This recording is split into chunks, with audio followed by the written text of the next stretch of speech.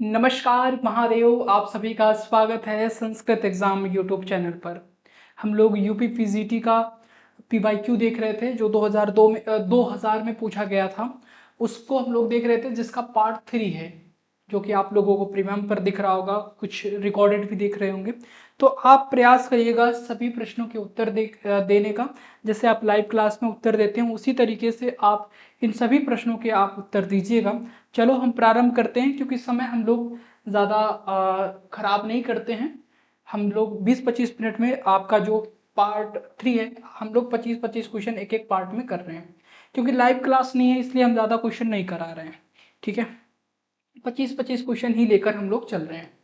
तो पार्ट 3 में हम लोग 25 क्वेश्चन देखने वाले हैं, जो कि आप 20 या 25 मिनट में आपका ये पूरा कंप्लीट हो जाएगा। तो सभी लोग ऐसे आप उत्तर दीजिएगा जैसे आप हमारे समक्ष लाइव में हैं। जैसे लाइव में आप उत्तर दिया करते थे, सेम उसी तरीके से यहाँ पर भी उत्तर आप दीजिएगा।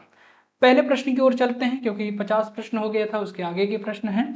तो ये रहा हमारा क्वेश्चन नंबर 51। इस प्रश्न का क्वेश्चन नंबर 1 है, इस एपिसोड का क्वेश्चन नंबर 1 है। और वैसे देखा जाए ओवरऑल व्यू तो ये हमारा 51 नंबर का क्वेश्चन है।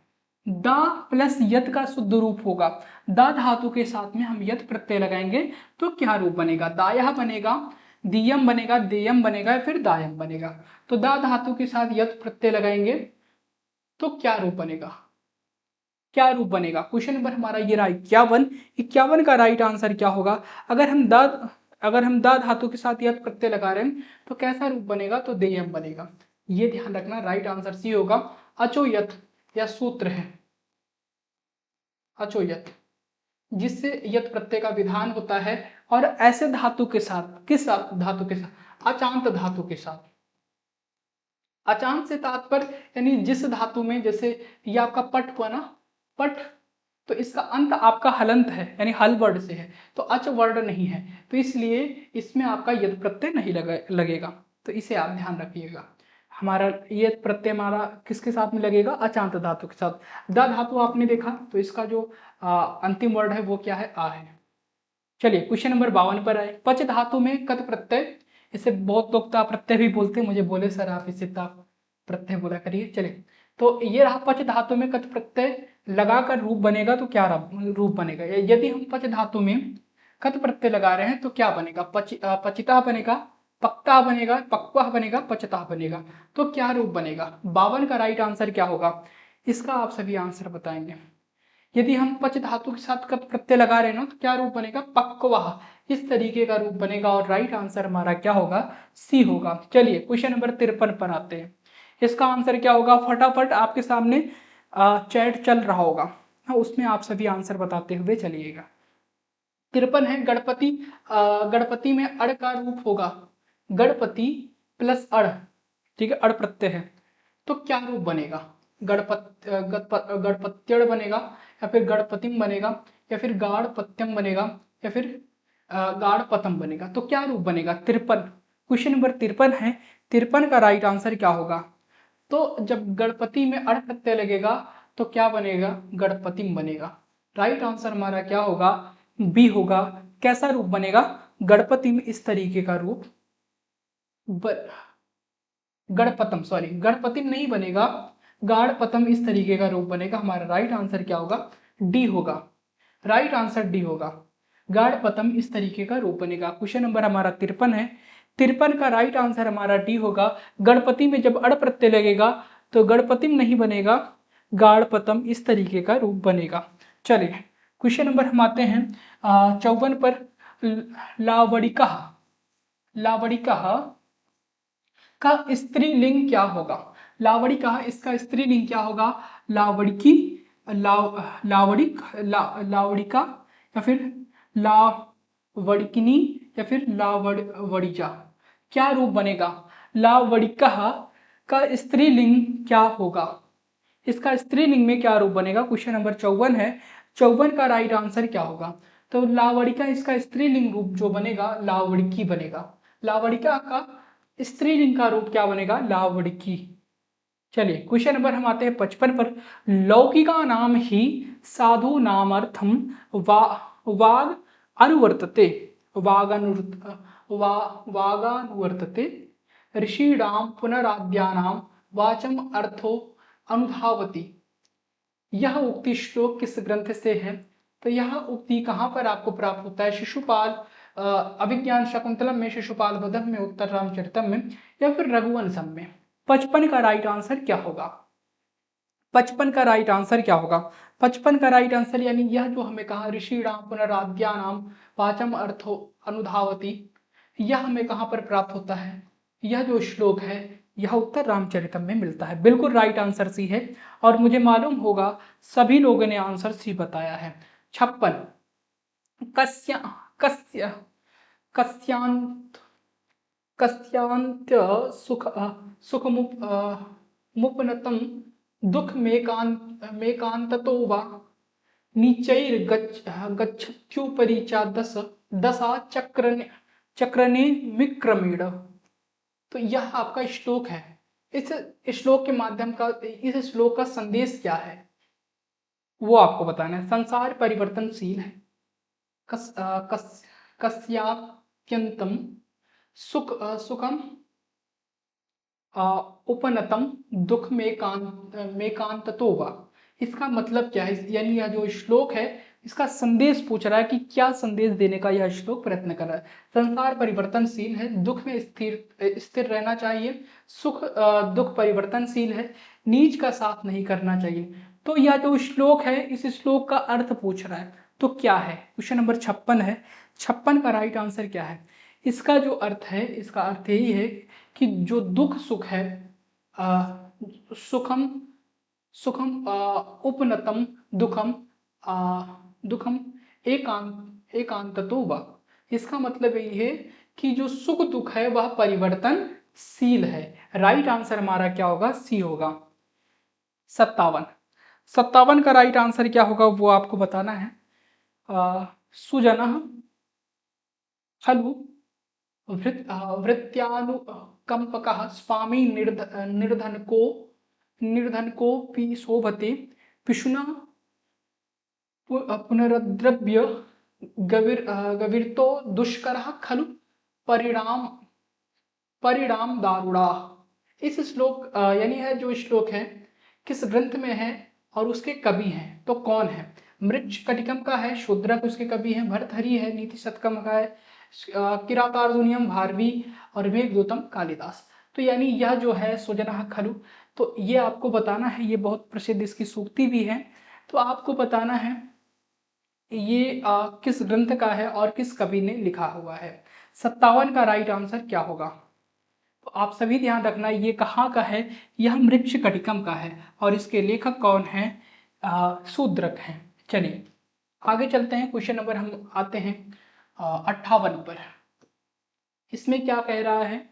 पराभवोप्युत्सव एव मानी नाम। इस सूक्ति किसके रचयिता है? इस सूक्ति के रचयिता हैं। तो इस सूक्ति के रचयिता कौन है? पराभवोप्युत्सव एव मानी नाम। कालिदास है, माघ है, भारवी है, भर्तरी है। इस सूक्ति के रचयिता कौन है? क्वेश्चन नंबर आपका ये रहा 58। 58 का राइट आंसर क्या होगा? इस सूक्ति के जो रचयिता हैं वो भारवी हैं। कौन है? भारवी है। बिल्कुल राइट आंसर सी होगा। चलिए क्वेश्चन नंबर हम चलते हैं 59 पर। ज्वलति चलितेंधनो अग्निर्विप्रकृतः पन्नगः फडां कुरुते प्रायः स्वमहिमानं क्षोभात् प्रतिपद्य ही जनः। यह जो श्लोक है यह मृच्छकटिकम द्वारा शूद्रक द्वारा रचित मृच्छकटिकम में यह मिलता है, या विज्ञान शकुंतलम माताली कहता है, उत्तर रामचरित में लव, या फिर किरातार्जुनीय में द्रौपदी। यह किसकी सूक्ति है वो आपको बताना है। ज्वलति चलितेंधनो धनोर अग्निर प्रकृतः। तो यह किसका है? क्वेश्चन नंबर 59 है। 59 का राइट आंसर क्या होगा? 59 का राइट आंसर क्या होगा? तो आप ये ध्यान रखना, ये हमें कहाँ पर मिलता है? ये अभिज्ञान शकुंतलम में हमें प्राप्त होता है। और यह कौन कहता है? तो माताली कहता है। ये बात आप ध्यान रखना, इस श्लोक को भी आप ध्यान रखेंगे। चलिए 60, क्वेश्चन नंबर 60 पर हम लोग चलते हैं।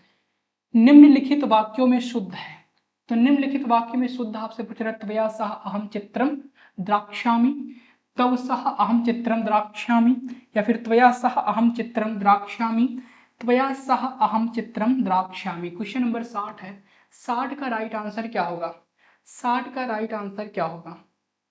इसका राइट आंसर आप सभी ध्यान रखना, त्वया सह अहम चित्रम द्राक्ष्यामि। इस ये आपका शुद्ध है, और ये आपका त्वया सह अहम चित्रम द्राक्ष्यामि गलत है। त्वया सह अहम चित्रम द्रक्ष्यामि, ये भी गलत है। राइट आंसर हमारा क्या होगा? सी है। चलिए क्वेश्चन नंबर 61 पर आते हैं। साधन चतुष्टय संपन्न किसके लिए है? साधन चतुष्टय संपन्न या किसके लिए है? संबंध, विषय, अधिकारी, प्रयोजन। क्वेश्चन नंबर 61 है। 61 का राइट आंसर क्या होगा? 61 का राइट आंसर क्या होगा? तो किसके लिए है? तो आप कहोगे यह अधिकारी के लिए है। साधन चतुष्टय किसके संपन्न किसके लिए है? तो अधिकारी के लिए है। चलिए 62 पर, श्रीमद् भगवद गीता में कितने अध्याय हैं? भगवद गीता में कितने अध्याय हैं? 14, 17, 18। तो यहाँ पर सभी का आंसर आना चाहिए सी। श्रीमद् भगवद गीता में कितने अध्याय हैं? तो आप क्या कहोगे सर? 18 अध्याय हैं, बिल्कुल। और इन सभी 18 अध्यायों का नाम आप सभी ध्यान में रखेंगे क्रम से, क्योंकि यहाँ से प्रश्न बनते हैं। गीता का कर्म सिद्धांत क्या है? गीता का कर्म सिद्धांत क्या है? कर्म त्याग, अशुभ कर्म त्याग, अनासक्त कर्म, या फिर साकांक्षा कर्म। तो गीता का जो कर्म सिद्धांत है वह क्या है? क्वेश्चन नंबर आपका 63 है। 63 का राइट आंसर क्या होगा? तो आप सभी ध्यान रखना, अनासक्त कर्म, यानी कर्म तो करो पर उसमें आपकी आसक्ति न रहे, लिप्तता न रहे, यानी जो इस तरीके से मतलब कर्म सिद्धांत बतलाया गया है गीता में, यानी मोह न रखो। क्वेश्चन नंबर हमारा ये रहा 65। मम्मट के अनुसार काव्य प्रयोजन की संख्या, मम्मट के अनुसार काव्य प्रयोजन की कितनी संख्या बताई गई है? 4, 5, 6, 7। कितने प्रकार की संख्या बताई गई है किसके अनुसार? मम्मट के अनुसार। 65 का राइट आंसर क्या होगा? तो ध्यान रखिएगा, मम्मट के अनुसार कितनी बताई गई है? तो 6 बताई गई है। कितने काव्य प्रयोजन की संख्या कितनी है? तो 6 है। 65 का राइट आंसर हमारा क्या होगा? सी, यानी 6। चलिए आगे चलते हैं। क्वेश्चन नंबर हम 66 पर आते हैं। तत्सदृश अन्य वस्तु का निषेध निम्न अलंकार करता भाग है। तो उत्प्रेक्षा, संदेह, विरोधाभास, परिसंख्या। तदृश्य, तत्सदृश्य अन्य वस्तु का निषेध निम्न अलंकार करता भाग है। क्वेश्चन नंबर 66 है। 66 का राइट आंसर क्या होगा? 66 का राइट आंसर क्या बता रहे हो आप सभी? उत्प्रेक्षा, संदेह, विरोधाभास, या फिर परिसंख्या। बिल्कुल राइट आंसर हमारा डी होगा।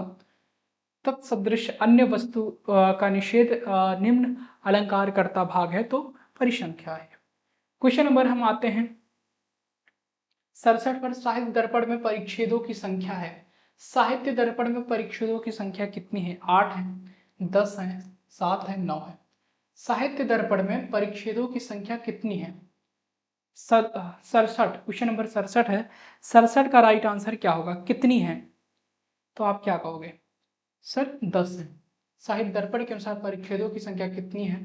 तो साहित्य दर्पण में परिच्छेदों की संख्या, तो 10 परिच्छेद आपको साहित्य दर्पण में देखने को मिलते हैं।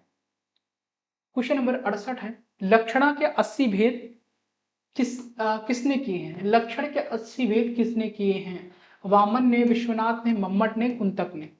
68, क्वेश्चन नंबर 68 है। 68 का राइट आंसर क्या होगा? किसने किए हैं 80 भेद? किसके? लक्षण के। लक्षण के 80 भेद किसने किए हैं? तो विश्वनाथ ने। ये ध्यान रखना, क्योंकि ये प्रश्न बन सकते हैं और पूछे जा सकते हैं, तो ध्यान रखेंगे। राइट आंसर हमारा बी होगा, और आप सभी ने, बहुत सारे लोगों ने आंसर भी बताया है। क्वेश्चन नंबर ये रहा हमारा 69। संकेतित अर्थ को बताने वाली शक्ति है। अविधा है, लक्षणा है, व्यंजना है, तात्पर्य है। संकेतित अर्थ को बताने वाली शक्ति है अविधा, लक्षणा, व्यंजना, तात्पर्य। क्वेश्चन नंबर आपका ये रहा 69। 69 का राइट आंसर क्या होगा? तो कौन है? तो आप कहोगे सर अविधा है। संकेतित अर्थ को बताने वाली शक्ति है, तो अविधा है, बिल्कुल। चलिए क्वेश्चन नंबर 70 पर आते हैं। उत्पत्तिवाद के प्रतिपादक हैं। उत्पत्तिवाद के प्रतिपादक हैं भट्टलोलट, शंकुक, भट्टनायक, अभिनवगुप्त। क्वेश्चन नंबर 70 है। 70 का राइट आंसर क्या होगा? उत्पत्तिवाद के प्रतिपादक हैं, तो उत्पत्तिवाद के प्रतिपादक कौन है? भट्टलोलट हैं, शंकुक हैं, या फिर भट्टनायक है, या अभिनवगुप्त है। क्वेश्चन नंबर 70 है। 70 का राइट आंसर क्या होगा? कौन है? तो यहां पर सभी लोग कहोगे सर भट्टलोलट है, भट्टलोलट है, बिल्कुल। उत्पत्तिवाद के प्रवर्तक कौन है? तो भट्टलोलट। राइट आंसर ये है। शुद्ध वाक्य यहां पर आपको बताना है कि शुद्ध वाक्य कौन सा है। नमस्कृत्वा हरिं गच्छति, नमस्कृत्य हरे गच्छति, नमस्कृत्य हरि गच्छति, या फिर नमस्कृत्वा हरि गच्छति। तो क्या इसमें कौन सा शुद्ध है? 71 का राइट आंसर क्या होगा? इसमें शुद्ध कौन सा है? शुद्ध क्या है? एक बार देख लो अच्छे से। नमस्कृत्वा हरिं गच्छति, इसका राइट आंसर क्या होगा? नमस्कृत्य हरि गच्छति। राइट आंसर हमारा क्या होगा? सी।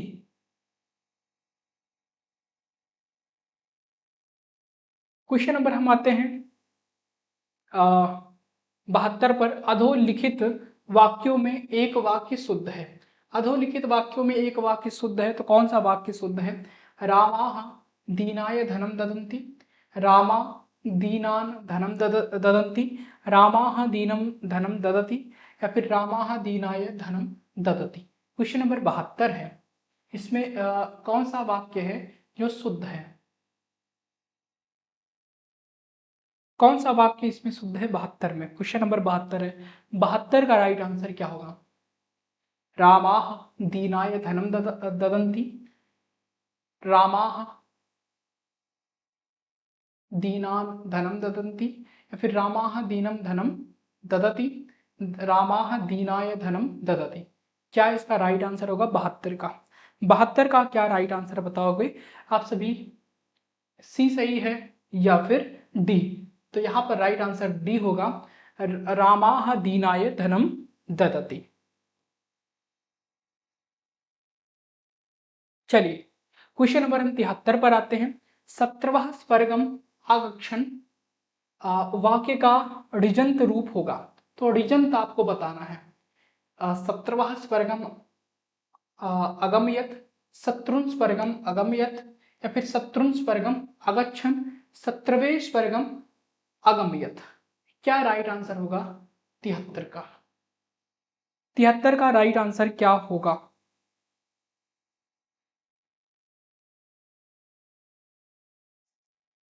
ऋजंत बताना है आपको। तो इसका राइट आंसर क्या होगा? बी होगा, शत्रुन स्वर्गम अगमयत।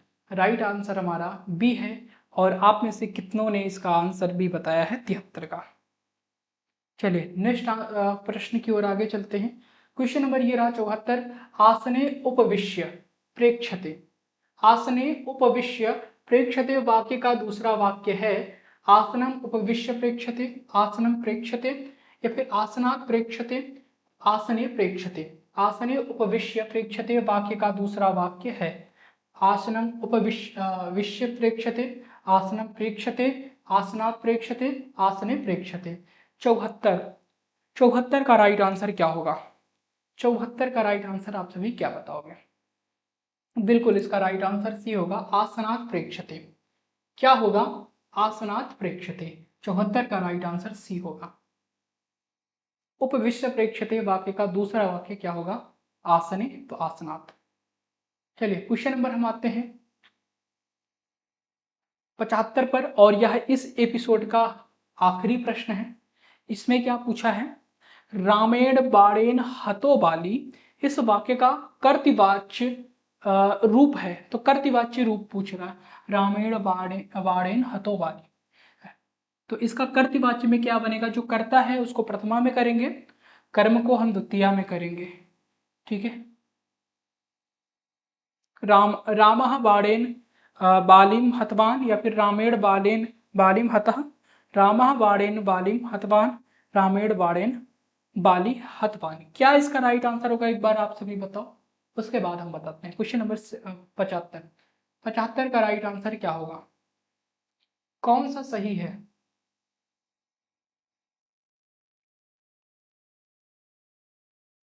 इसका राइट आंसर होगा सी, रामः बाणेन बालिम हतवान। राइट आंसर क्या होगा? सी होगा। तो ये थे हमारे इस एपिसोड के, यानी एपिसोड हम 3 कह सकते हैं या फिर पार्ट 3। इसके हमारे संपूर्ण हुए यहाँ पर 75 क्वेश्चन। और नेक्स्ट जो बचा हुआ 25 क्वेश्चन है वो हम नेक्स्ट क्लास में देखेंगे। तो आज के लिए बस इतना ही। सभी को धन्यवाद। महादेव नमो नमः। मिलते हैं नेक्स्ट क्लास में। जब तक लाइव नहीं है तब तक हम रिकॉर्डेड इसी तरीके से क्लास करते रहेंगे। सभी को धन्यवाद। महादेव नमो नमः।